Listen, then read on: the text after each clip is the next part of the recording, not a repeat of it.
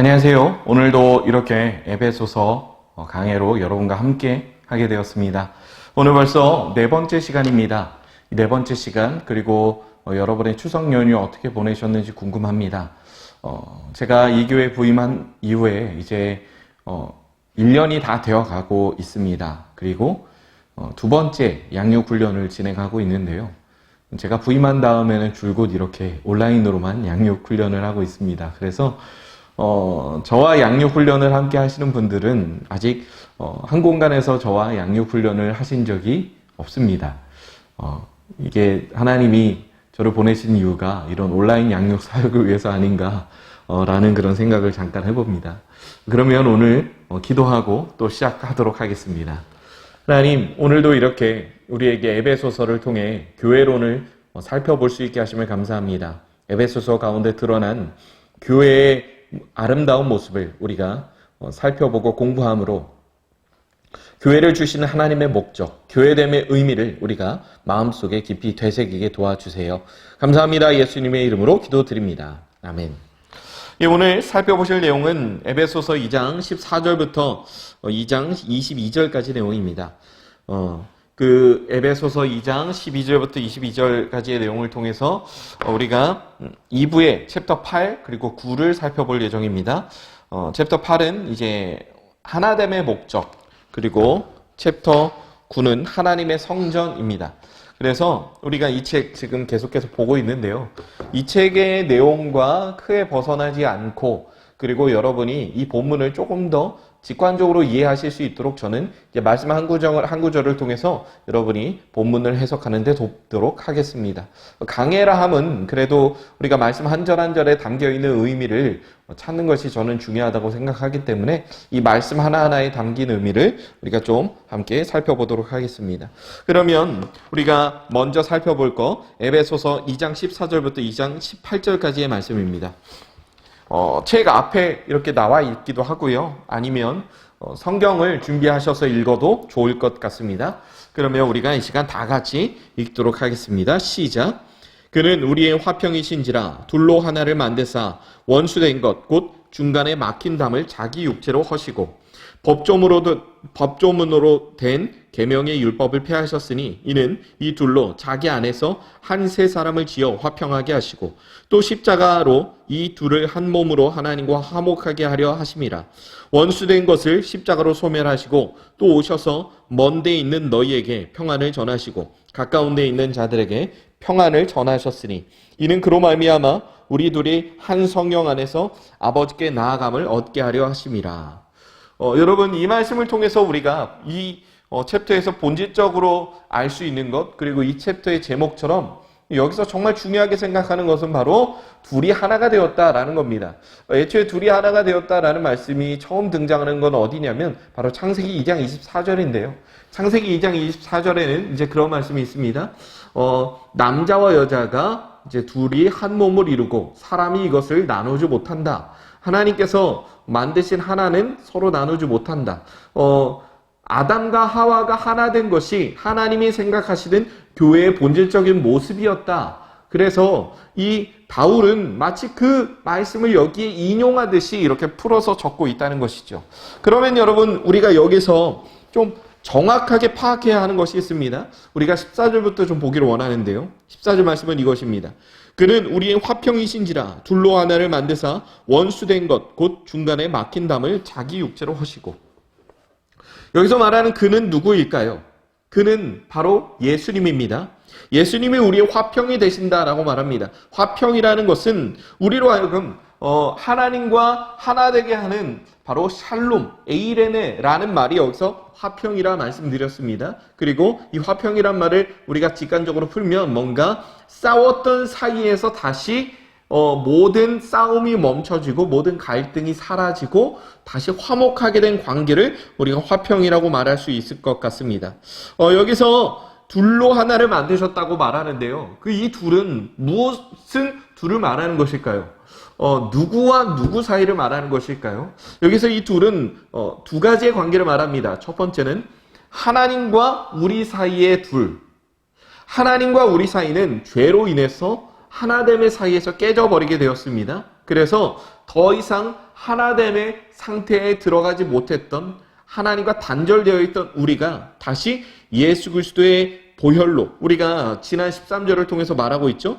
예수 안에서 그리스도의 피로 가까워졌다. 그러니까 예수님의 보혈로 우리가 다시 가까워졌는데, 중간에 막힌 담을 자기 육체로 허셨다라는 것은 십자가에 달려 죽으심으로 말미암아 우리와 하나님 사이를 하나로 만드셨다라고 하는 것입니다. 그리고 또 하나는 바로 우리 사이에 이제 아담과 하와의 관계, 그리고 사람과 사람과의 관계는 원래 하나였고 한 몸이었는데, 여러분, 우리 사이에 여러 가지 갈등을 통해서 이 하나가 너무나도 쉽게 깨져버립니다.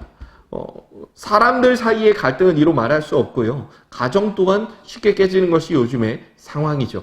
그렇기 때문에 그런 식으로 나뉘고 갈등하고 서로 요즘에는 정치적인 공방을 통해서 우리나라가 사분오열되어 있습니다.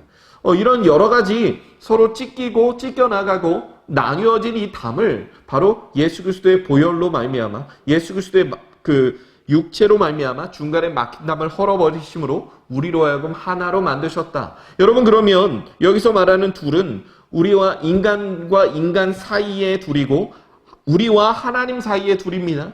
이것을 예수님이 십자가라고 말미암아 자기 육체를 드림으로 말미암아 중간에 막힌 담을 허셔서 결국 우리에게 화평을 주셨다라고 말은 하는 것인데, 여기서 정말로 중요한 건 우리가 화평이 되어서 하나가 되었는데 이 하나의 정체가 바로 교회라는 겁니다. 예수님이 우리의 머리가 되십니다. 머리이신 예수님을 하나된 몸으로 우리는 머리이신 예수님을 섬기고 있는데요. 이것이 바로 교회의 정체입니다. 우리가 지체가 한 몸이다, 한 교회에 속해 있으면 다 한 몸이다 라고 말하는 것, 그리고 우리가 하나님과 하나가 되었다라고 말하는 것은 이 교회라는 공동체 안에 다 포함되어 있는 의미라는 겁니다. 그러니까 교회는 정말로 위대한 공동체고 정말로 아름다운 공동체, 하나님이 우리에게 허락해 주신 최고의 축복의 공동체다라고 우리가 정리할 수 있을 것 같습니다. 자, 이어서 15절 말씀입니다. 법조문으로 된 계명의 율법을 폐하셨으니 이는 이 둘로 자기 안에서 한 세 사람을 지어 화평하게 하시고. 법조문으로 된 계명의 율법.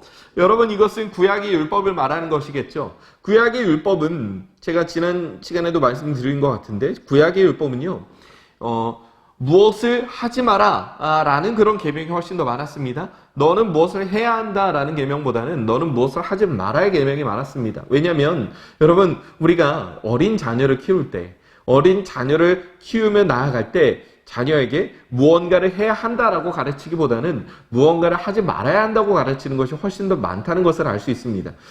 아이가 위험한 걸 만지면 그거 안 돼 라고 말하거나, 마음대로 길을 건너려고 하면 그러면 안 돼 라고 말하거나, 서로 싸우려고 하면 그러면 안 된다고 말하거나, 소리를 지르면 그러면 안 돼 라고 말하는 이런 금지의 법을 통해서 누군가를 가르칠 때가 많습니다. 이 법이 가지고 있는 의미를 하나하나 설명해 봐야 아이들은 그 안에 담긴 의미를 정확하게 다 파악하기는 아직 시간이 이르기 때문에, 그걸 다 알려면 이제 어른이 되면 자연스레 깨닫게 되는 거죠. 왜 어렸을 때 위험한 물건을 함부로 만지면 안 되고, 불 가까이에 가면 안 되고, 왜 불장난을 하면 안 되고, 왜 길을 마음대로 건너면 안 되는지, 왜 다른 사람들에게 소리를 지르고 욕을 하면 안 되는지 그때는 모르지만 점점 커가면 커갈수록 알게 되는 겁니다. 이런 법조문으로 된 계명의 율법을 폐하신 이유는 우리가 그만큼 하나님 안에서 하나 되어 성장했고 그리스도의 몸으로서 우리가 하나 되었다는 의미이고, 이제는 더 이상 겉으로 보이는 행위를 해라 마라 하는 그런 율법보다는 그 율법이 우리의 마음, 할례는 더 이상 몸으로 하는 것이 아니라 우리의 마음에 하고, 율법은 행동으로 지키기보단 1차적으로 우리의 마음으로부터 하나님을 사랑하는 것이 중요하다라고 말하는 것이 바로 신약 교회에 우리가 지켜야 하는 율법의 본질이라고 할 수 있습니다. 율법 자체가 아예 사라진 것이 아니라 우리가 어떻게 이것을 지켜나갈 것인가에 대한 문제가 남아있다는 것이죠. 그러니까 법조문으로 된 율법에 계명의 율법을 폐하셨다라고 하는 것은 우리로 하여금 하나님을 사랑하고 이웃을 사랑하는 것이 중요하다. 하나님께서, 그러니까 예수님께서 자기 육체를 통해서 막힌 담을 헐어주셨는데 그것의 본질은 바로 하나님을 향한 사랑, 그리고 이웃을 향한 사랑이 본질이 우리 마음속에 들어오를 때 그것이 가능한 것이다 라는 말을 의미하는 것이겠죠. 그래서 이 둘로 자기 안에서 한 세 사람을 지어 화평하게 하시고, 여러분 여기서 말하는 이 둘로 하여금 자기 안에서 한 세 사람을 지으셨다. 무슨 말일까요? 나뉘어져 있는 사람들, 그리고 나뉘어져 있는 하나님과 우리 사이를 예수님의 육체에 다 담으신 겁니다. 그래서 한 세 사람이라고 하는 것은 교회를 말하는 것입니다. 예수 그리스도의 몸을, 예수 그리스도의 머리를 삼은 교회. 그러니까 예수님이라는 머리가 있고 우리는 그의 육체된, 그의 몸된 교회로서 하나가 되어서 우리 어떤 사람에게 우리가 다 붙는 것이 아니라 우리의 육체, 우리의 옛사람은 전부 다 죽어지고 예수님을 통해서 예수님을 머리로 삼은 공동체로서 우리의 하나된 사람, 새로운 사람으로 다시 재창조되었다. 그래서 한 세 사람이라는 말을 쓰는 것이고, 이것이 바로 우리에게 화평을 주었다는 겁니다. 화평, 바로 샬롬이라는 말이겠죠.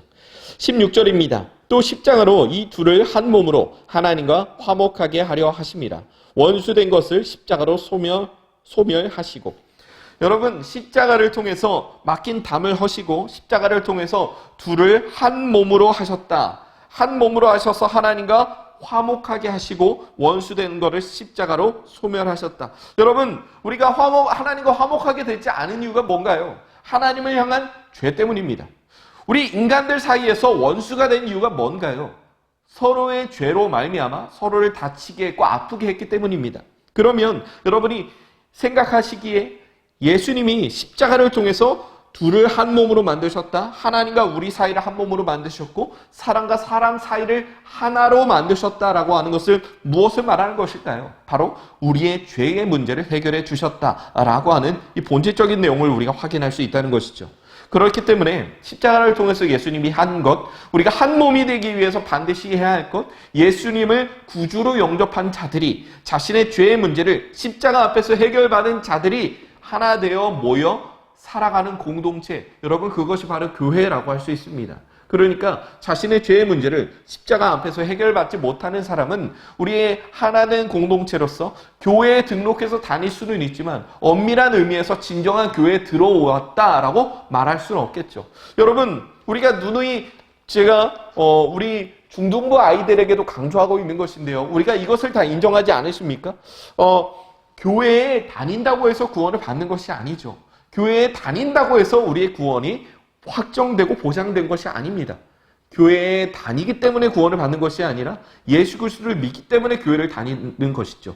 예수님을 믿는다는 것은 무엇입니까? 바로 예수님이 우리에게 해결해 주신 그 죄의 문제를 해결해 주신 십자가의 사역을, 십자가의 그 구원을 믿는다는 것이겠죠. 그러니까 십자가를 통해서 예수님이 우리로 하여금 하나님과 화목하게 하시고 원수된 사람들 사이에 화목을 주셨다. 그래서 이 원수된 것을 십자가로 소멸하셨다. 그러니까 십자가를 통해서 우리에게 궁극적으로 이루고자 하시는 것, 바로 화평, 화복, 샬롬이라고 할 수 있는 것입니다.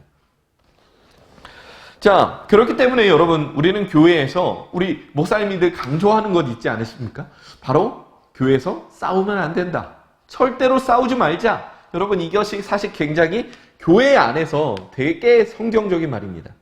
교회는 싸움으로 크는 공동체가 아닙니다. 제가 지난주에 그렇게 강조를 드렸습니다. 교회는요, 우리의 잘남으로 인해서 하나님의 풍성함을 드러내는 공동체가 아니라 우리의 못남, 우리의 무너짐, 우리의 결핍으로 인해서 하나님의 풍성함을 드러내는 공동체이다. 여러분, 우리는 결핍했는데 누군가 내가 가득 차 있는 사람이다, 나는 잘난 사람이다 라고 하는 이것을 강조하기 시작하면 교회에는 반드시 갈등이 있습니다. 주가 필요한, 예수님만 필요한, 하나님만 필요한 부족한 존재라는 것을 서로 인정할 때, 여러분, 우리가 가정교회에서도 나눔을 하고요, 각자의 모임 안에서 그런 나눔을 하지 않습니까?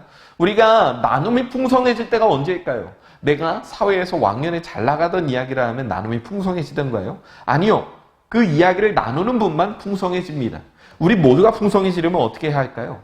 부족한 나의 삶에 모든 것을 채우시는 하나님의 은혜를 간증할 때 우리의 모임이, 우리의 나눔이 풍성해지는 겁니다. 나의 부족함을 이야기했는데 하나님이 드러나시고 그 하나님으로 말미암아 나의 부족함이 드러났음에도 불구하고 사람들이 나를 향해 손가락질하고 정죄하는 것이 아니라 살아계신 하나님을 찬양하게 되는 것. 여러분, 이것이 교회로서 갖춰야 할 모습이라는 것이죠.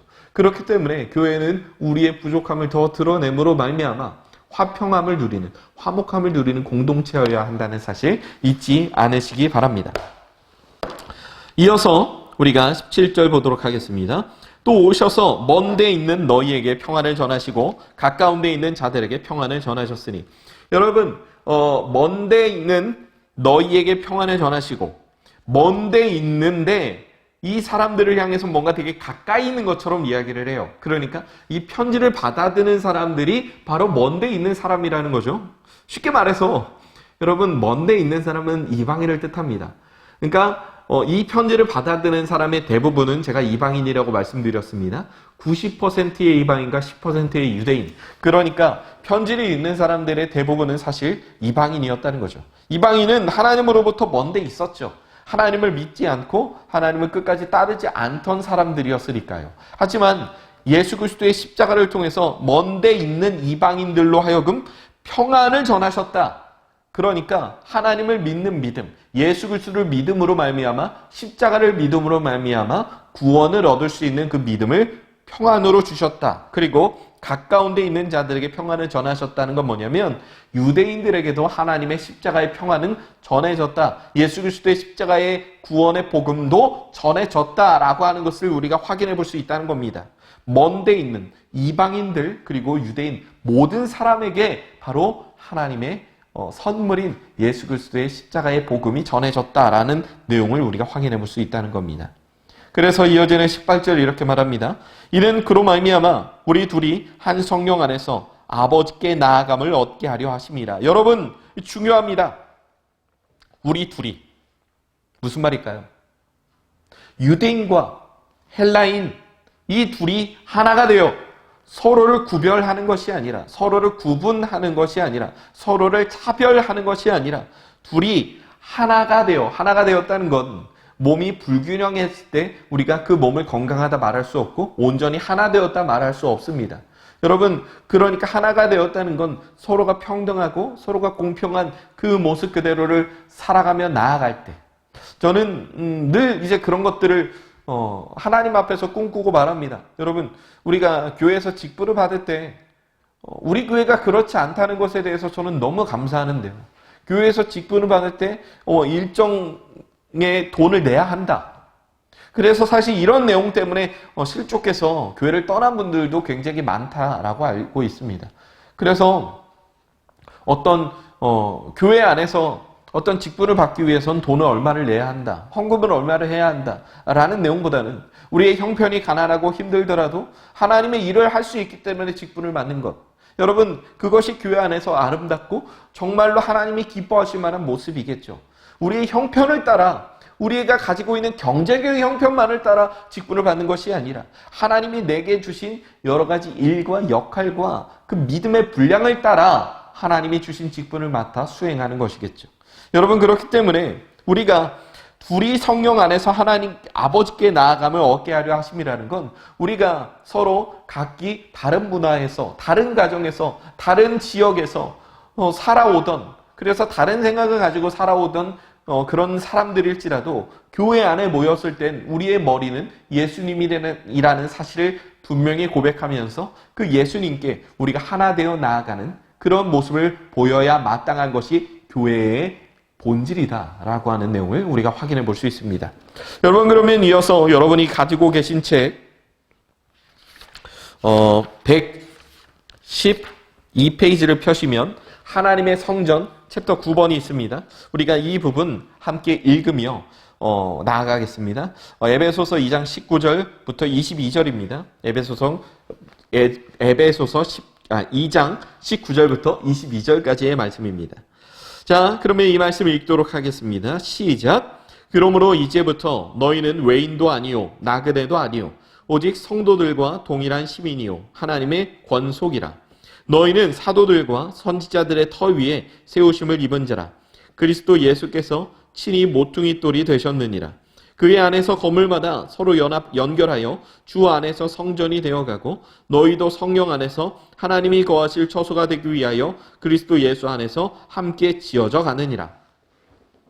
여러분, 이 말씀을 통해서 우리가 확인할 수 있는 건 우리가 하나님의 성전된 자들이라는 것, 하나님을 예배하는 하나의 처소라는 것, 그래서 하나님을 예배하는 처소답게 우리 안에 거룩함을 지켜나가야 한다는 것을 우리가 볼 수 있습니다. 우리가 하나 되었다, 우리 안에는 하나됨으로 인하여 우리가 평등해야 한다. 교회됨의 본질은 어떤 경제적인 형편이나 그 사람이 가지고 있는 외적인 조건이 아니라 하나님이 우리에게 주신 내적인 조건으로 말미암아 우리가 서로 각기 다른 역할, 지체로서 누군가의 손의 역할을, 누군가는 발의 역할을, 누군가는 입의 역할을 하면서 살아가는 모습이 우리에게는 합당하다라는 내용을 담고 있습니다. 그러면 19절부터 좀 보도록 하겠습니다. 19절입니다.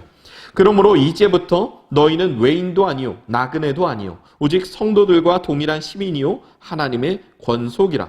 여러분, 이 말씀 굉장히 중요합니다. 굉장히 중요합니다.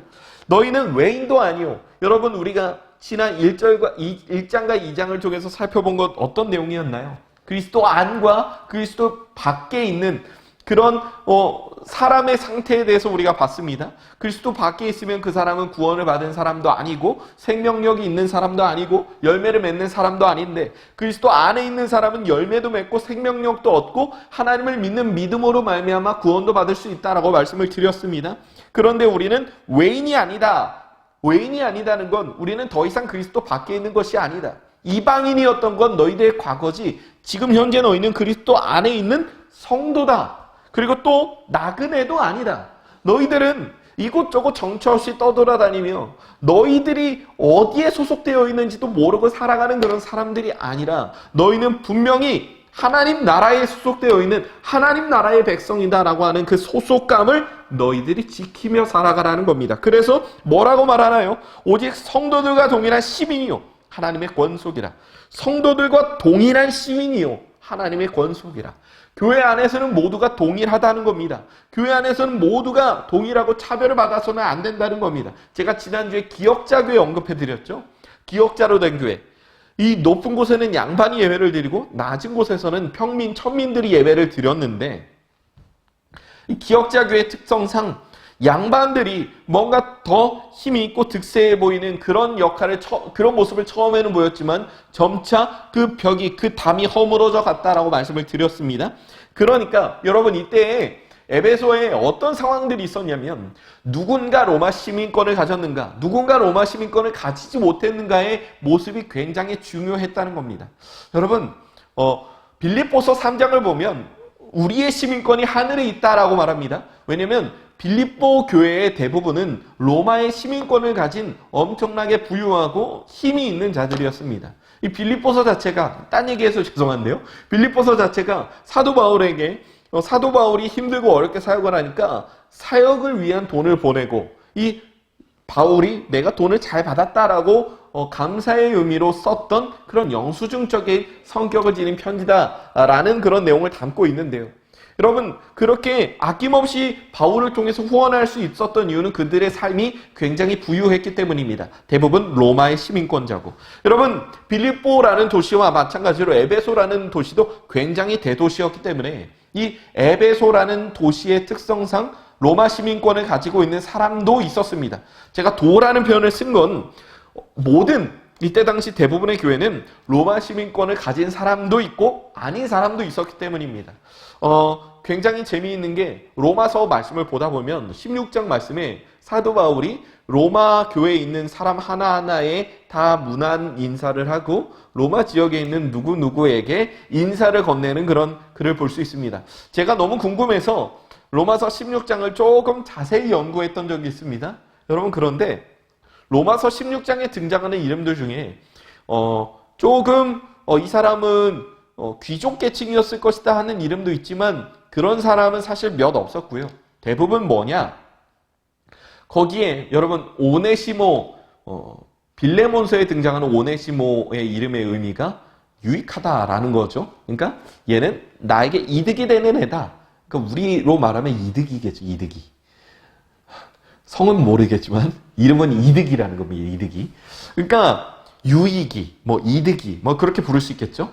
그런 식으로 우리나라에서 돌쇠나 마당새나 뭐 그런 식으로 그 노비들의 이름을 지었던 것처럼 로마서 16장에 등장하는 이름들의 대부분은 사실은 노예 계층의 사람들의 이름을 주로 사용하고 있었다라는 것이죠. 그러니까 어떤 곳에 내가 로마의 시민권을 가지고 있느냐 없느냐에 따라서 교회 안에서 위화감이 만들어질 수 있다는 겁니다. 그런데 여기서 뭐라고 말하고 있나요? 성도들과 동일한 시민이다. 너희가 성도라면 그 누구도 로마 시민권을 가졌다는 이유로 너희들 안에서 주장할 수 없다. 너희가 세상 밖에서 아무리 힘이 센 명망가의 자손이든 기업가의 자손이든 정치인이든 그런 것 아무것도 필요 없다라는 것이죠. 모두가 동일한 하나님의 시민이고 다만 우리는 하나님의 권속, 하나님께 속하여 있는, 하나님의 능력 안에 속하여 있는 그런 사람들이다. 하나님을 믿는 거룩한 무리다 라고 하는 이 정체성만 너희에게 필요하다는 겁니다. 교회는 세상의 권력을 교회 안에서도 주장하는 공동체가 아니라 교회는 그저 다시 태어난 새 사람 된 하나 된 공동체로 너희가 나의 나됨을 주장하는 공동체가 아니라 나의 나됨을 부정하고 하나님의 하나님 되심만 주장하는 그런 공동체다라고 하는 말을 지금 사도 바울은 굉장히 중요하게 하고 있다는 겁니다. 이어서 20절입니다. 너희는 사도들과 선지자들의 터 위에 세우심을 입은 자라. 그리스도 예수께서 친히 모퉁이 돌이 되셨느니라. 사도들과 선지자들의 터 위에 세우심을 입은 자라. 그러니까 여러분 베드로에게 예수님이 하셨던 말씀 기억하시나요? 반석 위에 세운 교회. 반석은 뭘까요? 예수 그리스도입니다. 여러분 예수님이 주신 말씀 위에 교회가 세워질 때 그 교회는 흔들리지 않습니다. 사도들과 선지자들의 터 위에 세우심을 입은 자라라고 하는 건 그들의 희생을 통해서 그들이 나은 것처럼 너희가 태어났다는 의미도 되고 또 그들이 전한 말씀의 터 위에 너희가 세워졌다는 의미도 됩니다. 여러분 이 중요한 내용 속에서 우리가 그 결과로 어떻게 되냐면 그리스도 예수께서 친히 모퉁이 돌이 되셨다. 여러분 모퉁이 돌이라는 건 건축에 대해서 조금 뭔가 지식이 있으신 분들은 좀 아실 것 같습니다. 그러니까 벽과 벽 사이를 이어주는 연결이 되는 그런 주춧돌, 머릿돌의 역할이 바로 모퉁이 돌이라고 제가 어디서 찾아왔습니다. 사실 제가 뭐 여기에 대해서 이렇게 잘 아는 건 아니라 근데 여기서 정말 중요한 의미가 뭐냐면 우리는 서로 다른 모습, 다른 역할을 지닌 사람들이지만 예수 그리스도로 말미암아 우리의 머리 대신 예수 그리스도께서 친히 모퉁이 돌이 되어서 각자 개성이 있고 각자 다른 사람들이 하나가 될 수 있도록 기가 막히게 지체로 묶어주셨다는 겁니다. 그 연결다리를 바로 예수님이 놓아주셨고 스스로가 그 연결다리가 되어주셨다는 거죠.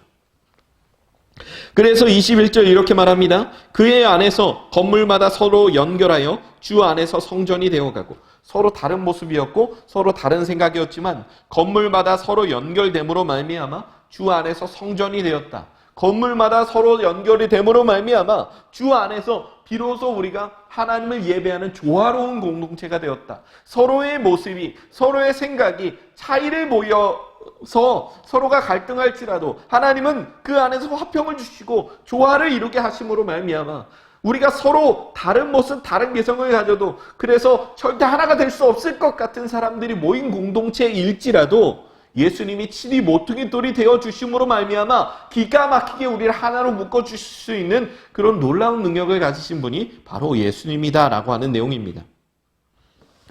그래서 너희도 22절입니다. 너희도 성령 안에서 하나님이 거하실 처소가 되기 위하여 그리스도 예수 안에서 함께 지어져 가느니라. 여러분 성전이라는 말 그리고 하나님이 거하실 처소가 된다는 말은 바로 구약시대의 성막 그리고 성전을 떠올리게 합니다. 성막과 성전에 있어서 정말로 중요한 가장 중요한 내용 하나 뭐냐? 바로 거룩함입니다. 성령 안에서 하나님이 거하실 처소가 되기 위하여 함께 지어져 간다는 건 우리가 서로 각자가 가지고 있는 개성으로 서로 다른 모습으로 덕지덕지 하나가 되어 가지만 이 하나가 잘 굴러가기 위해서 스스로를 깎아내는 과정 여러분 그것을 여기에선 거룩함이라고 말하는 거예요. 함께 지어져 간다. 거룩함이라고 말하는 거죠. 세상은 나의 잘남으로 나의 존재감을 드러내는 것이 너무나도 당연한 곳인데 반해서 교회는 나의 잘남을 드러내지 않음으로 말미암아 하나님의 능력만을 드러냄으로 말미암아 하나 되어 가는 공동체라는 거죠. 여러분, 그게 거룩함입니다. 세상과 다른 모습을 보여주는 공동체가 바로 거룩함입니다. 거룩함이라는 말은 원어적으로 구별됨이라는 의미를 가지고 있거든요. 여러분, 그러니까 이런 겁니다. 내가 하나님께 이런 책이 되게 많잖아요. 시중에 이 책 정말 많잖아요. 그러니까 많이 놓여있는 책 중에 내가 이거 하나를 구별해서 이거 하나님께 드릴 거야 라고 말하면 그때부터 이거 하나님께 드려질 거룩한 책이 되는 겁니다. 어떤 거룩함의 속성이 여기에 부여된 게 아니라 그냥 거룩한 것이 된다는 거죠. 하나님께 드리는 제사에 쓰이는 제물이 왜 거룩한지 아십니까? 하나님이 정하신 기준을 통해서 그 흠 없는 1년 된 어린 숫 양을 구별하기 위해서 하나님이 정하신 조건대로 양을 찾아서 한 마리를, 많은 무리들 중에 한 마리를 구별하여 데리고 오면 이거 하나님 드릴 거야 라고 말하는 순간, 구별하는 순간 이걸 하나님 앞에서 거룩한 것이죠. 양이 죄를 짓지 않아서 거룩하겠습니까? 정말 거룩하다는 말의 본질은 뭐냐면 구별됐다는 거예요. 세상은 자신의 잘난 모습으로 말미암아 자신의 존재감을 드러내는 것이 맞는 공동체인데 교회는 그렇지 않은 공동체라는 거죠. 나의 부족함으로 하나님의 풍성함을 전하는 공동체입니다. 여러분, 그러면 각자의 개성이 뚜렷한 공동체가 하나가 되기 위해서는 나의 잘남을 내려놓고 서로가 조화될 수 있게 나 자신의 모습을 포기해 나가는 것. 그래서 저는 교회 안에서 정말로 성숙한 믿음을 가지신 분은 뭐냐면 이것저것 잘할 수 있는 능력 있는 분이 아니라 다른 사람을 세우기 위해서 나 자신이 죽어질 줄 아는 그런 분이 정말로 참된 성도이고 정말로 성숙한 분이라고 생각합니다. 저도 개인적으로 그런 목회자 되고 싶어서 많이 노력하고 있는데요. 사실 그게 참 쉽지가 않습니다.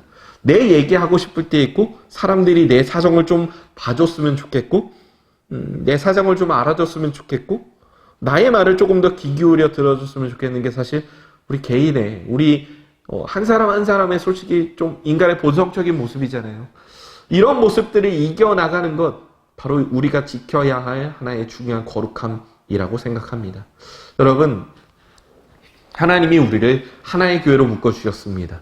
하나된 교회로 묶어주신 그 하나님께 우리가 먼저 감사하며 우리에게 화평, 샬롬을 주신 하나님 앞에서 우리가 마땅히 지켜야 할 것, 여러분, 그것은 바로 우리가 서로의 잘남, 나 자신의 잘남과 주장을 강조하며 나의 중심으로 교회가 돌아가기를 원하는 것이 아니라 우리의 머리 대신 예수님 중심으로 교회가 돌아가기를 바라는 것. 여러분, 교회에 된 성도의 본질과 본분이 바로 거기에 있음을 잊지 않으셨으면 좋겠습니다. 또한 하나님께서 우리에게 주신 직분은 교회 안에서 계급을 말하는 것이 아닙니다. 교회 안에서 계급을 말하지 않고 직분은 담임 목사님께서도 여러 번 강조하신 것처럼 직분은 역할에 불과하지 그것 자체가 계급이 되지는 않습니다. 여러분, 우리에게 주신 이 직분을 통해서 우리는 더욱더 하나님의 일을 해 나가야 하는 것이지, 목사된 저는 이 목양을 위해서 이 양육 사역을 열심히 준비하고 설교를 위해서 열심히 설교를 준비하고 그리고 그에 합당한 삶을 살기 위해서 열심히 안간힘을 쓰는 것처럼 각자 자신에게 맡겨진 직분을 그 직분답게 충실히 이행해 나가야 한다는 것입니다. 여러분, 교회된 우리가 더욱 자신의 모습을 부인하고 하나님 앞에서 하나님의 하나님 되심만 드러냄으로 말미암아 하나님이 우리에게 원하시는 교회됨, 하나님이 우리에게 원하시는 성도됨의 모습을 더욱더 아름답게 갈고 닦아 나아가는 여러분이 되시길 바랍니다. 기도함으로 마치겠습니다. 하나님, 오늘 이렇게 우리에게 하나님이 우리에게 주신 이 선하신 교회됨의 모습을 또한 말씀하여 주심을 감사합니다. 이 말씀을 통해서, 에베소서 말씀을 통해서 우리가 하나된 교회의 모습을 더욱 아름답게 지켜나가게 도와주세요. 감사합니다. 예수님의 이름으로 기도드립니다. 아멘.